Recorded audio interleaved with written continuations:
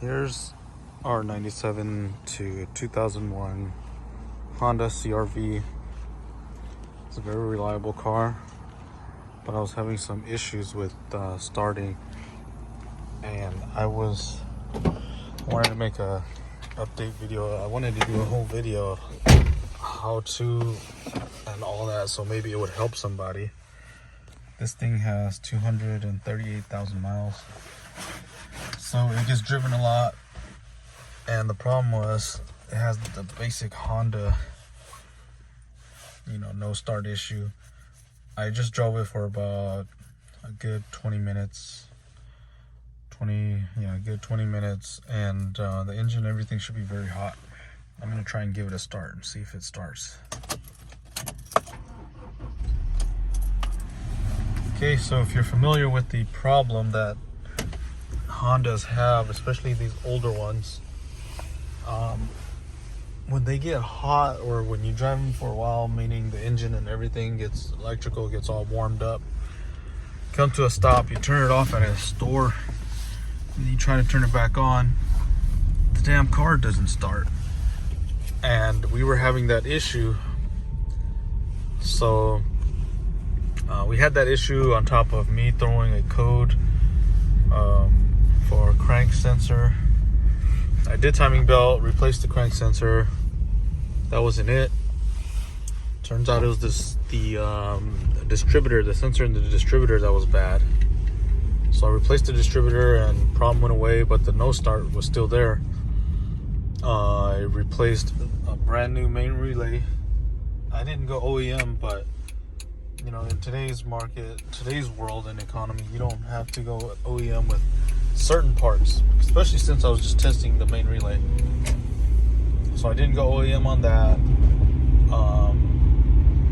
I was gonna replace the computer after the distributor, but I figured do some other things first.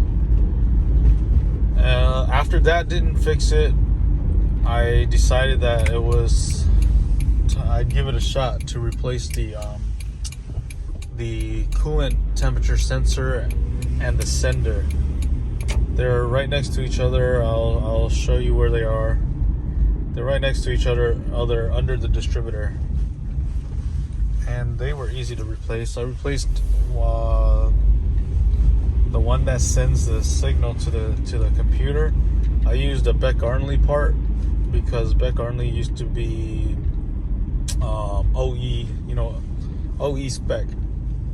So I used one of those, and then for the other one, the one that sends the signal, I believe it's to the gauge. That one I just used a generic one, and it works fine. I mean, as you can see, my gauge is reading hot. So watch, I'll pull over right now, turn off the car, and turn it back on, and we'll see if it starts or it doesn't.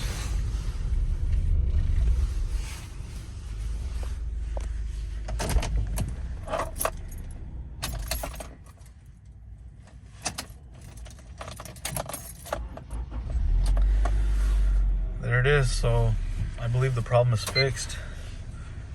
I hope this helps other people. I'll show you the sensors right now. I did a lot of troubleshooting. I also did a compression test, and compression was good. I did a smoke test to see if I had any leaky valves, or intake manifold gasket or throttle body gasket failure, or just any hoses that might have been leaking, something that would prevent the car from starting when it got hot. And all the tests came back good. So I did a lot of what needed to be done, or a lot of things to eliminate the basic problems. And for me, the good thing is, after all that, my last thing that would replace is the fuel pump, and then the ECU. So in your case, if that's not the thing, then you'd have to go all the way and do all of that. Okay, there's my new distributor, and those are my two new sensors right there. This brass one and one right behind it. Those two are brand new. Just installed them yesterday. Problem went away. I hope this really helps somebody else. That's you know, that's why I wanted to do this follow-up video. Yeah, you know, basic common Honda issue. You know, because if it's not the main relay, well, hell, I even put in a new fuel filter since you know, it's been the original one since 238,000 miles, and my timing was right on. I advanced it just a little bit just because I wanted to have a little more. Wanted the car to have a little bit more pep in its step. But yeah, hopefully this will help somebody, and that way they won't have to trash their car, because these are very nice and reliable and durable cars. They're very nice beaters. All right, until next time.